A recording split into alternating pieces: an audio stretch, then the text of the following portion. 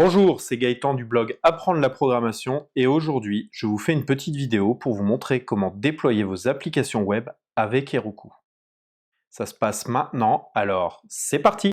Donc bienvenue dans cette nouvelle vidéo pour vous montrer à quoi ça sert Heroku et comment on peut déployer une app sur Heroku.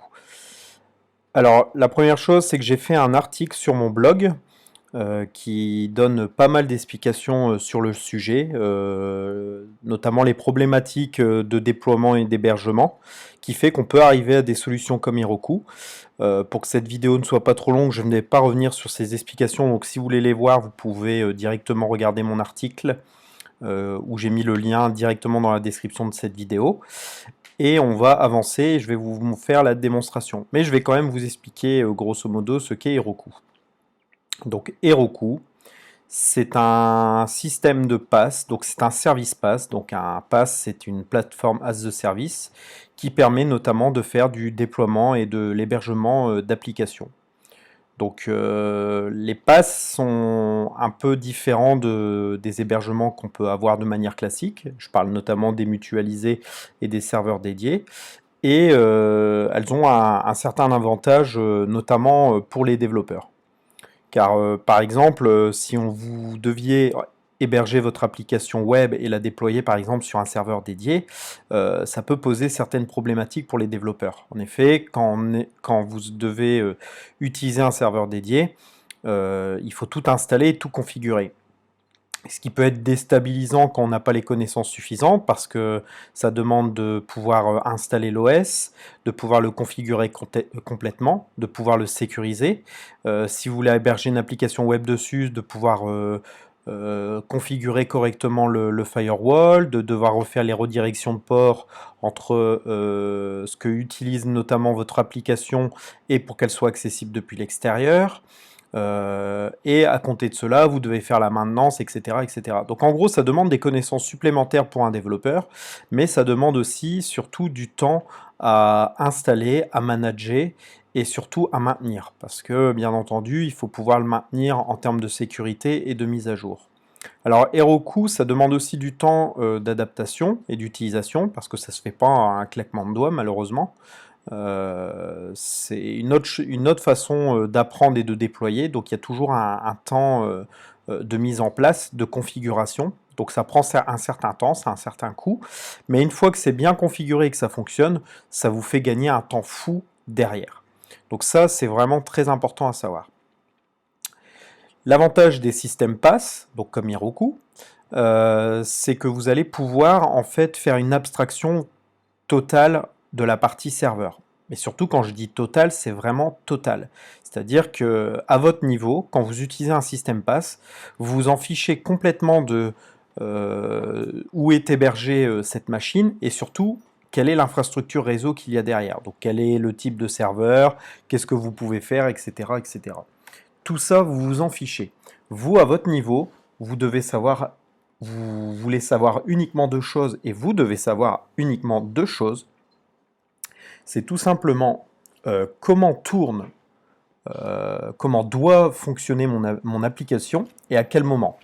Donc, à quel moment, vraiment, à quel moment vous voulez déployer l'application. Donc, c'est vous qui allez pouvoir décider et dire à Heroku, je veux que mon application se déploie à tel moment. Et vous devez juste notifier à Heroku comment elle doit fonctionner. C'est les deux choses que vous devez vous préoccuper, ce qui est quand même assez avantageux comparé aux serveurs dédiés où là vous devez savoir où c'est hébergé, comment vous allez devoir l'héberger, configurer et installer ce qu'il faut pour pouvoir l'héberger, etc., etc. Alors pourquoi Heroku? Parce que des passes, il y en a beaucoup. Pour ainsi dire, la plupart des hébergeurs web le font. Tout simplement parce que je connais bien le produit, c'est celui qu'on utilise en version payante où je travaille. Et alors, je ne suis pas, je ne suis pas totalement sûr, mais il me semble, si c'est pas le premier à avoir fait du PAST, c'est l'un des précurseurs en fait. C'est l'un des premiers qui l'a fait. Je crois que ça fait plus de 15 ans qu'ils font ça en fait, hein. Donc voilà. Alors, l'avantage aussi d'utiliser Heroku à ce niveau, c'est que alors tous les hébergeurs ne le proposent pas, mais lui propose en fait une version gratuite qui est quand même largement suffisante pour non seulement faire de l'expérimental, comme ils disent ici, mais surtout en fait si vous êtes dans une dynamique de développement en mode agile. Donc vous savez que quand vous développez en mode agile, nécessairement vous allez faire des recettes à un instant T. Vous allez surtout faire des sprints. Par exemple, chez nous, on est à peu près à des sprints de 15 jours et vous allez devoir faire tester et déployer des applications. Ce qui peut être assez chiant et qui est pas. Enfin, moi, perso, j'aime pas trop faire ça parce que je trouve que c'est une perte de temps par rapport à notre plus-value. C'est que vous allez devoir forcément mettre en ligne ce que vous avez fait, déployer pour faire tester. Bah, l'avantage en fait de Heroku, c'est que vous allez pouvoir intégrer une chaîne en fait de ce qu'ils appellent une pipeline pour pouvoir gérer cette partie de développement. Donc vous allez pouvoir, par exemple, gérer vos review apps à partir de, de Heroku. Vous allez pouvoir faire une étape de staging et même faire une étape de production. Alors bien entendu, si vous voulez faire de la production avec Heroku, je vous conseille quand même de passer sur une version payante. Nous, par exemple, pour vous donner un ordre d'idée, on utilise la version Hobby, donc c'est 7 dollars par dino par mois, en gros. Alors un dino, qu'est-ce que c'est sur Heroku? C'est tout simplement en fait une instance d'une application.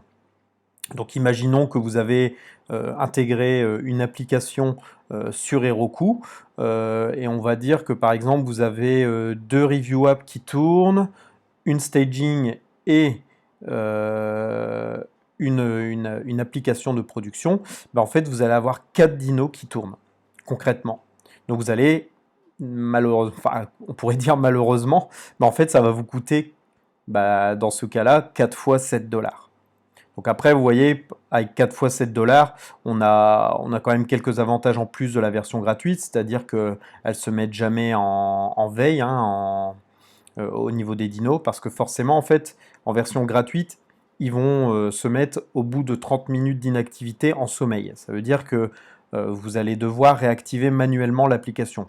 Alors c'est 30 minutes, c'est déjà pas mal en termes en gratuit, il faut dire ce qui est, surtout si vous faites du développement. C'est en gros si vous voulez faire du déploiement automatisé et tester l'app directement dès que vous l'avez déployé, ça ne devrait pas trop vous gêner. Donc voilà, c'est quand même très très sympa.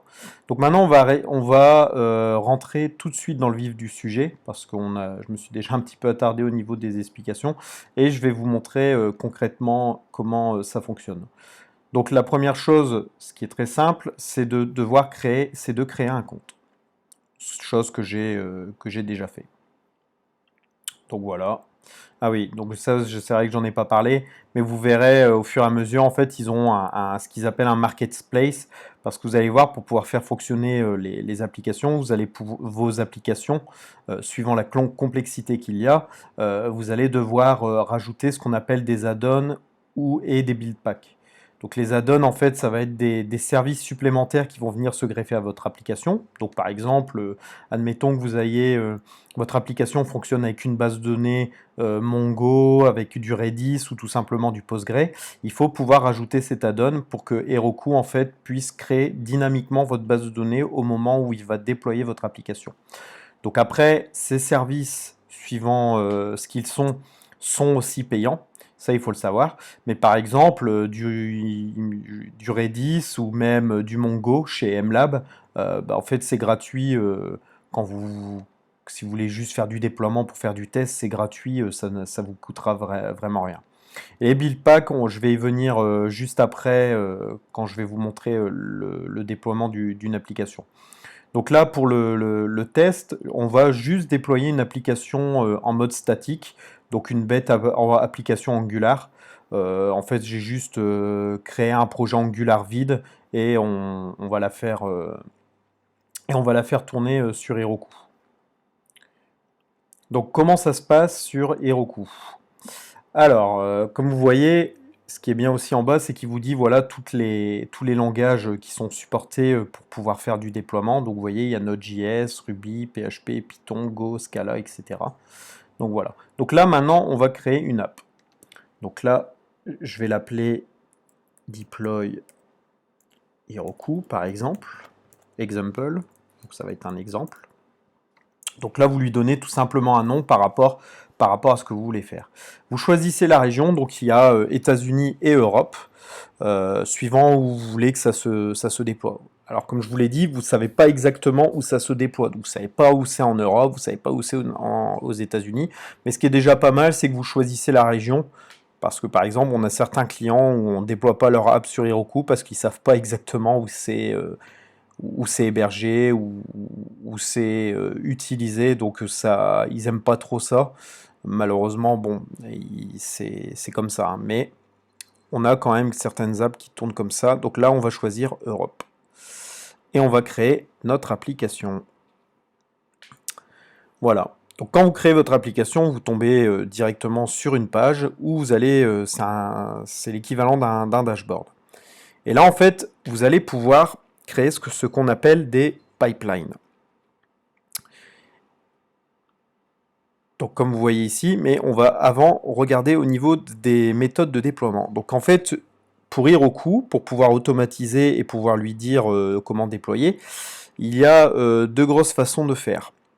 C'est d'utiliser le CLI Heroku, donc vous pouvez l'installer en local sur votre machine et interagir avec votre repo distant, donc votre compte, avec ce que vous avez en local. Le fait d'utiliser ça, en fait, qu'est-ce qui va se passer? Vous allez devoir vous-même, à partir de votre local, déclencher les commandes pour dire à Heroku ce qu'il doit faire. Si vous voulez le faire de manière totalement automatisée et qui va observer quelque chose où il y a des changements, moi je vous conseille de le faire avec GitHub. C'est ce qu'on va faire ici. Donc en fait là on va cliquer sur GitHub. Automatiquement, parce que je suis déjà connecté à GitHub, il me propose de chercher dans les repositories. Et là, je vais chercher le repo Heroku que j'ai préparé pour cette vidéo. Voilà. Et je vais la connecter, tout simplement. Voilà. Donc là, mon application, elle est connectée. Il me dit bien qu'elle est connectée. Si on va un peu plus bas, vous voyez, il y a d'autres paramètres. Par exemple, faire des automatiques deploy ou vous pouvez aussi déployer manuellement une branche si vous voulez tester. Donc là, après, la deuxième chose que vous devez faire, donc quand vous avez choisi concrètement la méthode, c'est de créer une pipeline. Petite précision aussi, on va le voir en créant la pipeline, mais en fait, suivant la méthode de connexion, vous allez avoir pas tous les segments de la pipeline, notamment si vous êtes sur Heroku Git.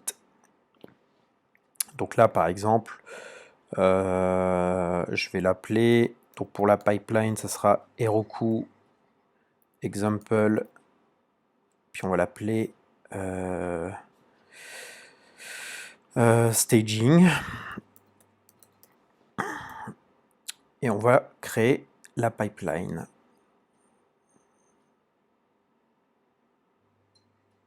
Voilà. Bon, je l'ai appelé Heroku Example Staging, mais on aurait pu l'appeler juste Heroku Example, ça suffisait amplement.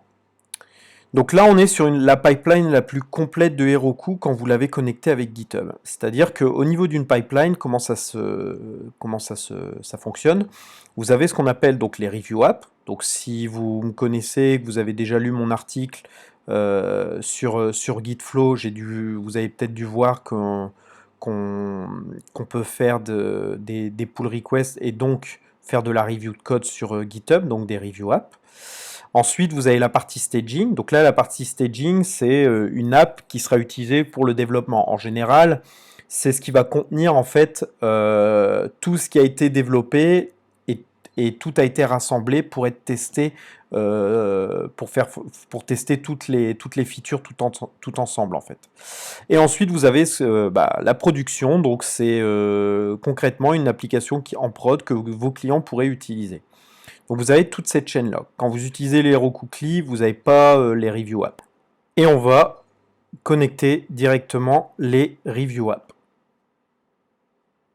Donc avant de pouvoir connecter les review apps, parce que là, au niveau de la nouvelle pipeline, il faut resetter. Alors ça peut être embêtant, il faut bien faire attention.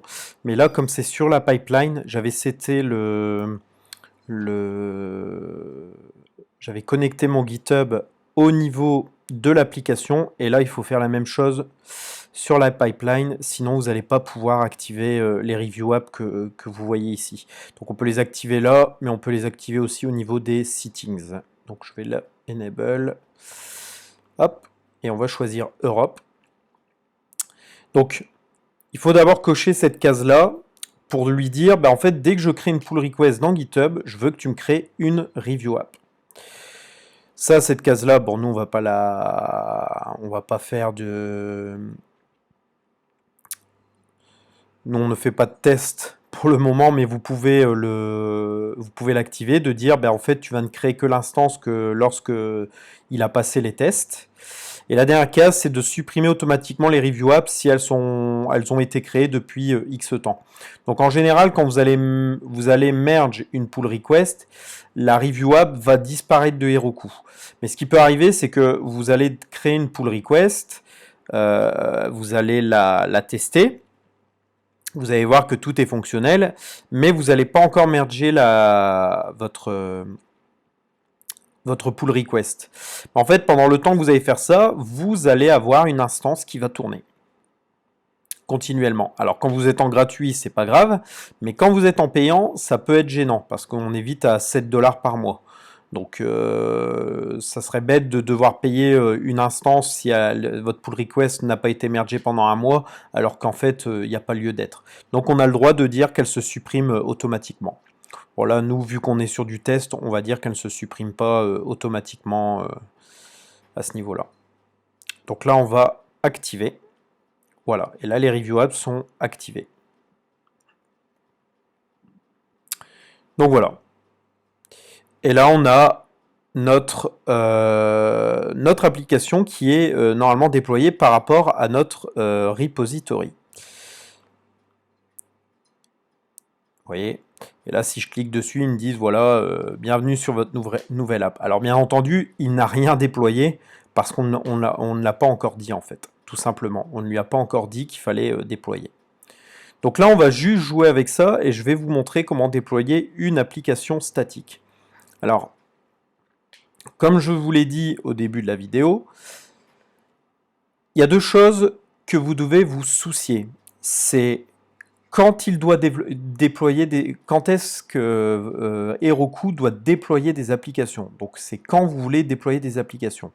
On vient de le faire par exemple en configurant les review apps. Donc on a dit dès qu'il y a une pull request, tu dois déployer une application. Là on va le faire pour staging. En fait pour staging, il faut pouvoir lui dire quelle branche il doit déployer. Donc là vu que c'est du staging, il doit déployer en fait develop, tout simplement. Donc là, il faut pouvoir l'initier une première fois. Et là, une fois, dès qu'il voit des changements sur Develop, il va la déployer tout le temps. L'autre chose qu'il faut faire, c'est comment doit être déployée votre application. Parce qu'en fait, il faut dire à Heroku comment tourne votre application. Est-ce que c'est du PHP ? Est-ce que ça fonctionne avec du Node.js? Est-ce que c'est du Go? Est-ce que c'est du Ruby? Est-ce qu'elle a besoin d'une base de données, etc., etc. Bon, nous ici, on n'a pas besoin de base de données, bien entendu, mais on peut en rajouter via les add-ons. Donc rapidement, à la fin, je pourrais vous montrer où il faut aller piocher pour rajouter des données. Donc, comment doit-on dire à Heroku la façon que mon application tourne? Qu'est-ce qu'elle utilise pour tourner? Eh bien, c'est grâce à ce qu'on appelle les build packs, qui sont ici. Donc les build packs, c'est ce qui permet d'automatiser les process de build et de dire tout simplement à Heroku, voilà mon application, c'est ça, et elle doit tourner comme ça, et il faut qu'elle fonctionne comme ça. Donc vous voyez, il y a des build packs officiels, donc par rapport au langage, et il y en a d'autres qui ne sont pas, entre guillemets, officiels. qui sont développés par d'autres personnes. Vous voyez, là, il y a un gars qui s'appelle Mars qui a développé un build pack pour faire tourner une application React. Il y a aussi des applications utilisées par Heroku, que Heroku a produit. Donc, par exemple, le build pack Node.js, le build pack apt et le build pack statique, celui qu'on a besoin d'utiliser. En fait, quand vous allez devoir déployer une application, il faut toujours réfléchir comment elle fonctionne. Donc moi, par exemple, je veux déployer une application Angular. Donc mon application Angular, elle a besoin normalement de l'Angular CLI, mais surtout comment on instancie Angular et comment fonctionne Angular. En fait, elle fonctionne avec Node.js et NPM. C'est-à-dire que pour pouvoir installer et builder l'application, on a besoin des process de Node.js et de NPM. Donc, à partir de là, c'est très simple. On retourne dans notre application, dans les settings, et on va lui dire tout simplement, voilà, pour mon application, j'ai besoin de Node.js et du build pack. Et du build pack statique. Et je vais vous montrer pourquoi on a besoin du build pack statique. Donc pour pouvoir dire comment tourne l'application, en fait, il faut aller sur l'application que vous voulez configurer. Donc par exemple, on va aller sur celle-ci. Voilà. Donc là, vous voyez, quand on va sur l'application, donc l'application de staging, donc on arrive sur un nouveau menu, et vous voyez ici, on peut installer ce qu'on appelle des add-ons. C'est ce que je vous ai expliqué tout à l'heure. Tant qu'on y est, je vais vous montrer maintenant. Vous voyez, si je clique sur configure add-on, et après on peut rajouter des add-ons. Et en fait, on peut choisir les add-ons que l'on veut. Donc, vous voyez, si vous cliquez sur More Add-on, en fait, ils vont vous donner tous les add-ons qui sont disponibles. Admettons que je voulais déployer une base de données Mongo. Donc là, eux, leur service qu'ils utilisent, c'est MLab. Bah, vous pouvez cliquer en fait tout simplement sur MLab. Voilà, et il va vous dire, est-ce que vous voulez attacher un MLab à votre application? Mon application de staging. Et vous voyez, en fait, il vous demande de choisir le plan. Donc, MLab Mongo, c'est gratuit. Mais si vous voulez un cluster partagé de 1 giga, c'est 18$. Un 2 gigas, c'est 36$, etc., etc. Et en fait, quand vous le rajoutez, donc là, même si ça ne me sert à rien, je peux le rajouter. Alors là, qu'est-ce qu'il me dit? Ouais, il ne voudra pas me le rajouter parce que j'utilise un compte gratuit et il faut que je rajoute ma carte bancaire au cas où que j'utilise une partie payante. Ils sont pas bêtes à ce niveau-là. Mais concrètement, vous pouvez rajouter des add-ons très facilement. Vous voyez, si vous utilisez la partie Soundbox gratuit, même si vous renseignez votre carte au cas où vous devez payer vous devez être sur quelque chose de payant, bah là, le fait que vous ayez choisi un plan gratuit, vous n'allez pas payer de toute façon. Donc là, je peux pas vous le montrer. Je pourrais peut-être changer de compte juste après et vous montrer.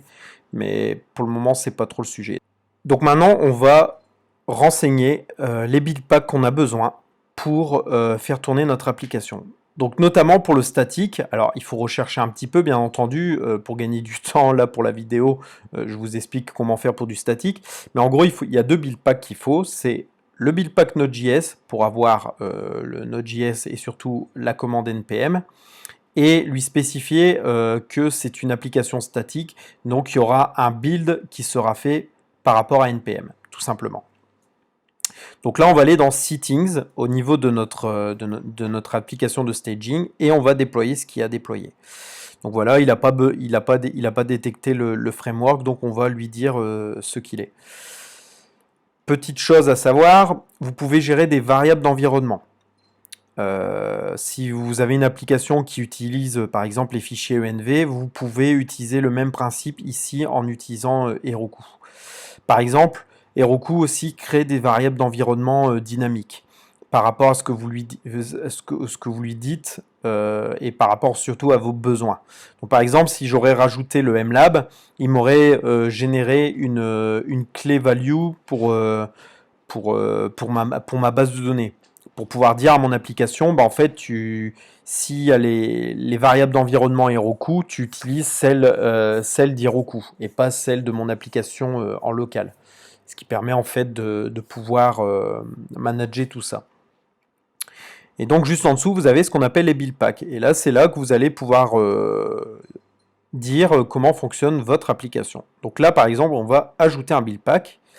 Et donc ici, il va nous mettre les packs supportés officiellement. Donc là, nous, on a besoin de Node.js, donc on va rajouter Node.js. Voilà.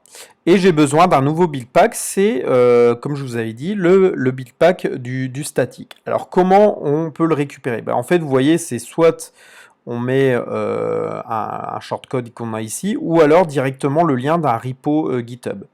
Donc, on va aller tout simplement sur GitHub. Je vais juste cloner cette page-là. Et je vais lui dire, je vais dire par exemple Heroku statique.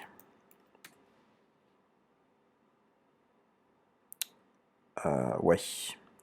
Si je cherche dans mon repo, ça ne risque pas de fonctionner.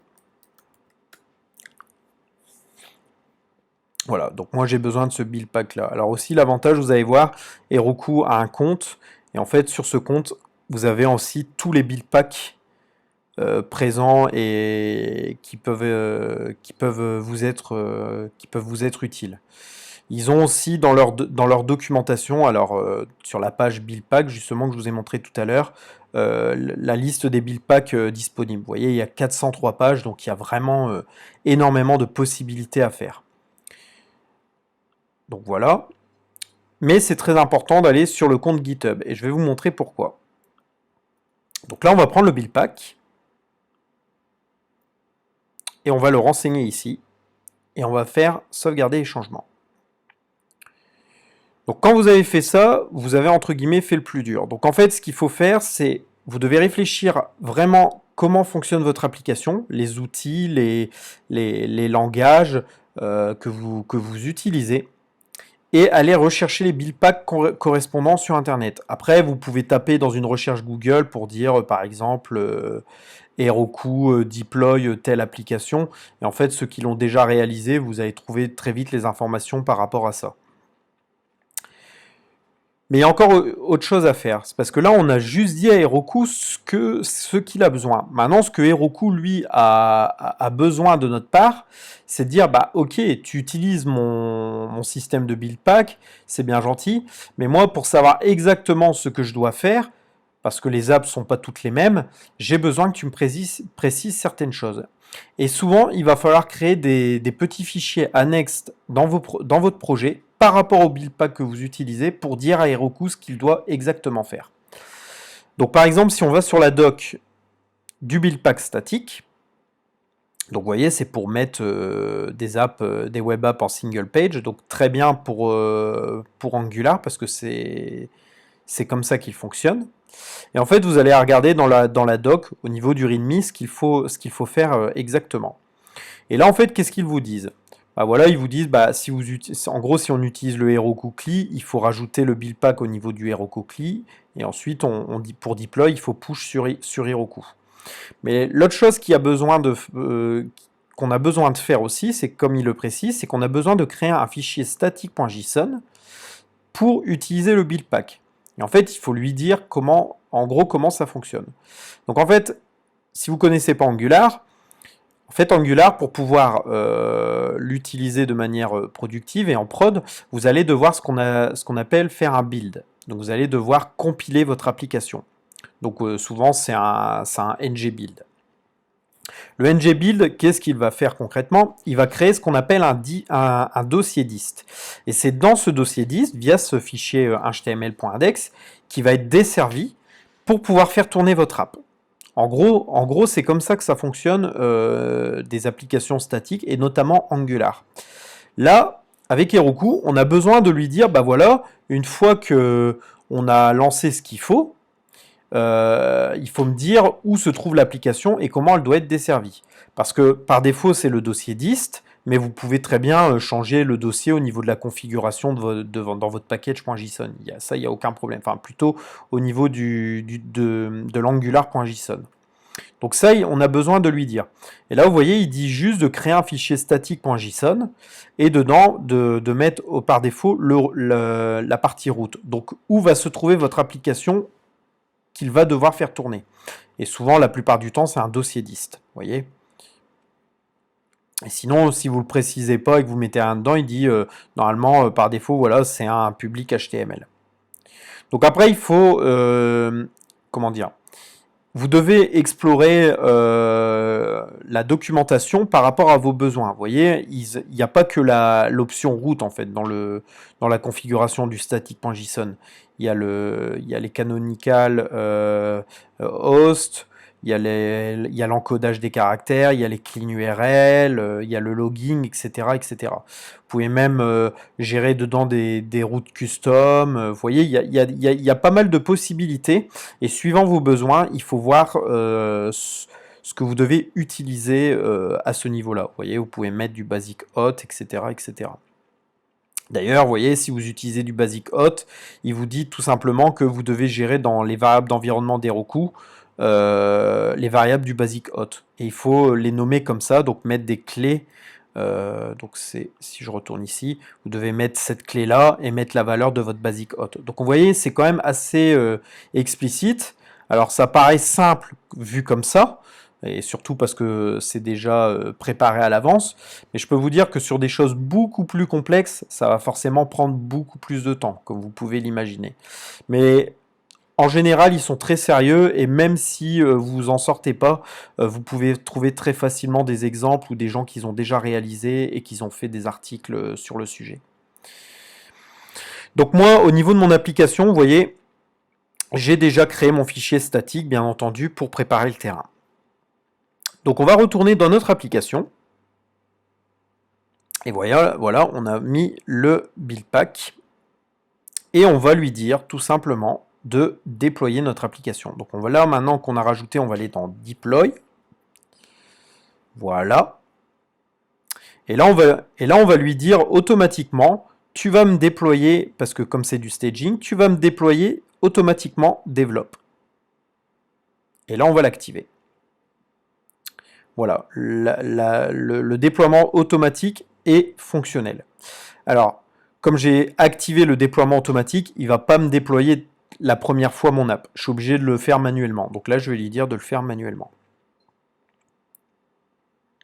Alors la question que vous pouvez peut-être vous poser, c'est que pendant qu'il fait son déploiement, vous voulez peut-être voir ce qui se passe si jamais il y a un problème, etc. Parce qu'au départ, quand vous allez le faire, vous allez voir vous allez avoir beaucoup de problèmes en fait. Un peu comme ce que vous pourriez avoir quand vous faites du déploiement local ou du déploiement manuel sur d'autres hébergements. Mais en fait, vous voyez, quand je déploie, il y a ma séquence de build et en fait, on peut voir les logs en direct et voir tout ce qu'il fait de manière générale. Donc vous voyez, il a détecté que j'avais une app Node.js. Donc il a créé l'environnement qui doit le faire tourner. Il a installé les binaires, donc il utilise le node et le npm. Alors cette partie-là, je vais peut-être pendant qu'il déploie, je vais vous montrer concrètement comment ça passe. En fait, vous pouvez spécifier à Heroku quelle version de node et quelle version de npm il faut utiliser pour votre application. Et ça, vous devez le faire.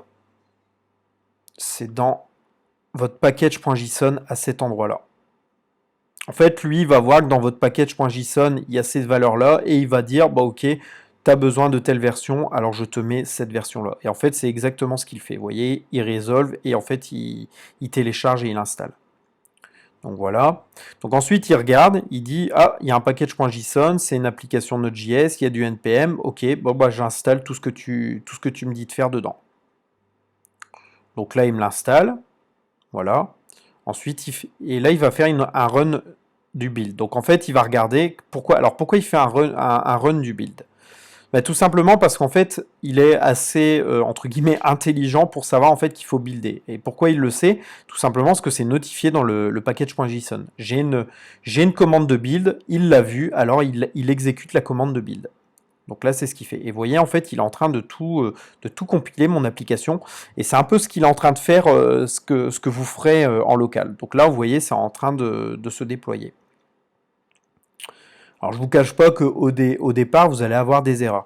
Mais l'avantage, c'est qu'avec les logs du déploiement, vous allez pouvoir voir tout de suite ce qui pose problème et pouvoir rectifier le tir. Donc c'est ça qui peut prendre beaucoup de temps au départ, surtout quand on n'est pas à l'aise avec l'outil, c'est que vous allez, vous allez passer énormément de temps à configurer votre app pour qu'elle puisse se compiler automatiquement. Et ça peut être déstabilisant au départ. Mais après, je vous rassure, ils ont une doc assez super.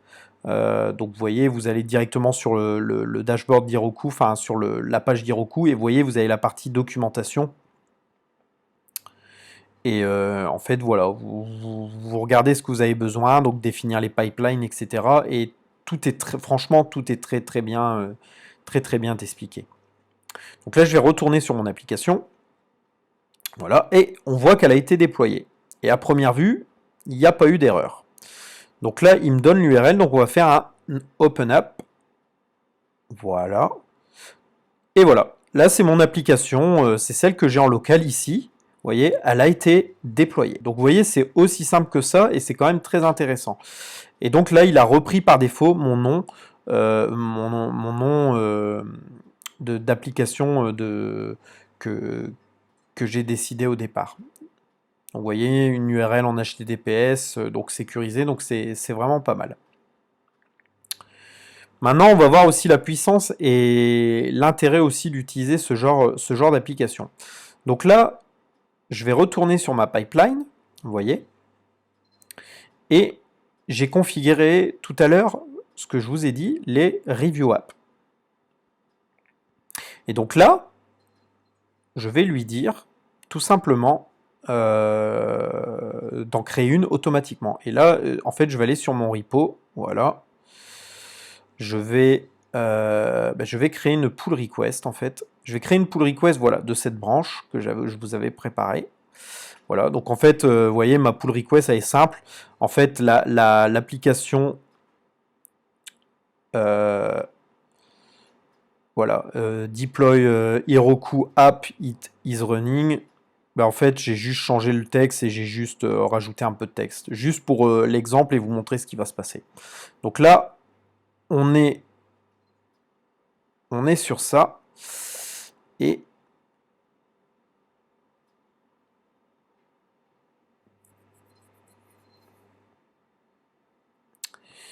on va créer une pull request sur develop. Donc voilà, on va mettre, on va l'appeler test review app Heroku.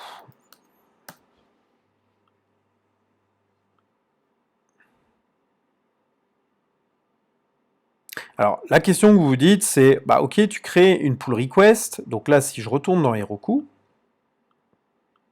ici, il va me générer une app dans Heroku. Et là, vous voyez, elle est en train de se générer là. Vous voyez, c'est ultra réactif, il est en train de me générer mon app.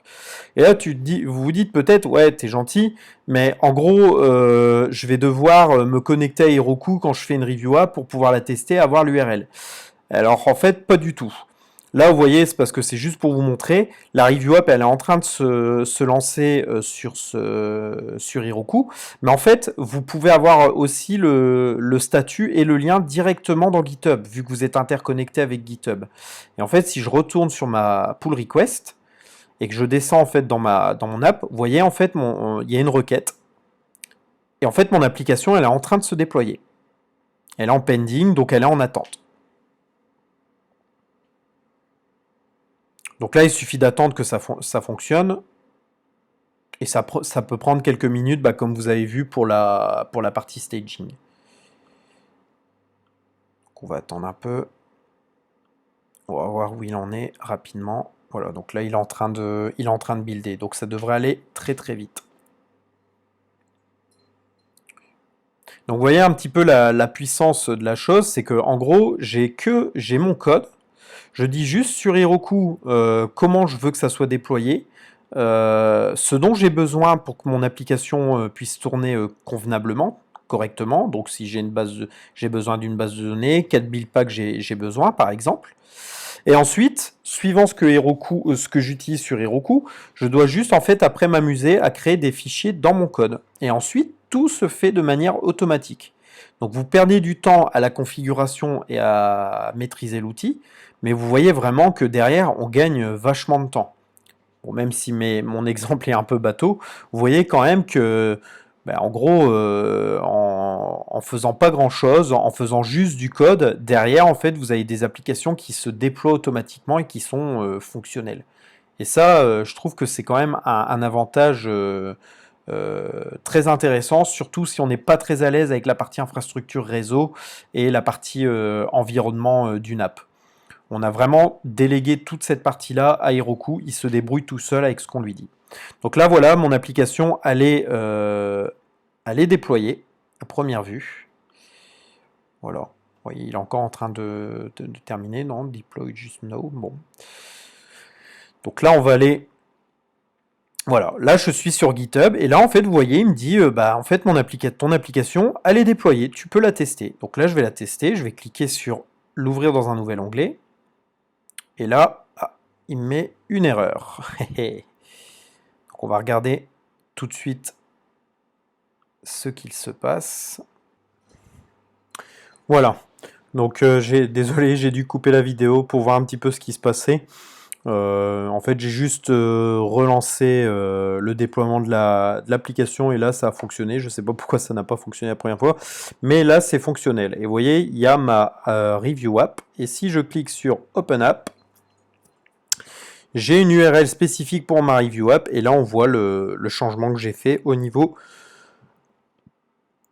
du texte, tout simplement. Donc, vous voyez, c'est vraiment très simple et très pratique. Et là, je vais aller par exemple dans ma review app, je vais dire bah ok, c'est bon, je vais merger la pull request, hop.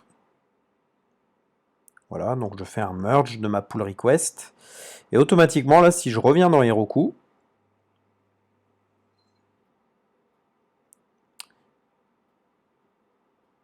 et que je recharge, voilà. Vous voyez, il n'y a plus de pull request ouverte, donc pour lui, elle est terminée. Et là, automatiquement, en fait, vous voyez, comme j'ai fait une pull request qui met à jour Develop, ben en fait, vous voyez, j'ai Develop qui est en train de se redéployer avec cette mise à jour. Donc, vous voyez, c'est ça qui est génial, c'est que comme tout est configuré et tout interconnecté, derrière, vous n'avez pas besoin de refaire tout ça. Et ça, c'est vraiment génial parce que souvent, quand on fait du développement agile, on commence à coder, on fait des tests en local, après on soumet notre feature, mais on est obligé, soit la personne qui doit tester est obligée de remonter l'app par rapport à ce que vous avez fait. Si vous voulez faire tester un client, vous êtes obligé de le faire manuellement. Là, vous voyez, avec un système comme ça, tout se fait automatiquement. En fait, vraiment, Heroku, ça permet de orchestrer votre déploiement et surtout l'hébergement de votre app. Parce que là, on ne l'a pas utilisé la production, mais en fait, c'est le même principe. Si vous payez Heroku pour faire lancer une application de production, je peux vous dire que ça marche, mais vraiment du tonnerre. Nous, on a des applications qui fonctionnent sous ce même modèle, en fait, tout simplement. On a notre application de planning qui s'appelle par exemple Stopilo où je travaille. Elle fonctionne complètement sur Heroku en fait. On a la partie review app, staging et même l'app de production. C'est une application qui tourne sur Heroku. Donc c'est vraiment pratique, comme vous pouvez le voir. Donc là, l'application, elle est en train de se builder, elle se termine. Mais pour conclure, voilà. Honnêtement, je vous dis pas que c'est la meilleure solution pour héberger, pour pouvoir automatiser vos déploiements, mais ça vaut le coup de connaître ce fonctionnement et de pourquoi pas l'utiliser dans vos développements personnels parce que ça peut vous faire gagner franchement beaucoup de temps, moi je trouve. C'est je sais pas trop quoi dire, pourtant j'ai pas d'action chez eux, mais l'essayer tout simplement, c'est l'adopter. Franchement, vous pourrez plus vous en passer. Et même si vous perdez du temps au départ pour le faire, ça va vous faire gagner quand même un temps dingue par la suite, comme vous pouvez le voir. Hein. C'est vraiment sympa. Surtout si vous utilisez et la puissance d'Heroku et la puissance de GitHub. Voilà, je vais relancer l'application et vous voyez mon application de développe que j'avais tout à l'heure ici. Vous voyez, là c'était l'ancienne version et ça c'est la nouvelle avec le nouveau message. Donc voilà, j'espère que cette vidéo, j'ai voulu la faire la plus courte possible, mais malheureusement, je vois que c'est déjà une longue. Donc si vous l'avez suivi jusque-là, bah, félicitations à vous. Et j'espère vous retrouver pour une autre vidéo de ce genre et vous apprendre de nouvelles utilisations. Voilà, à la prochaine.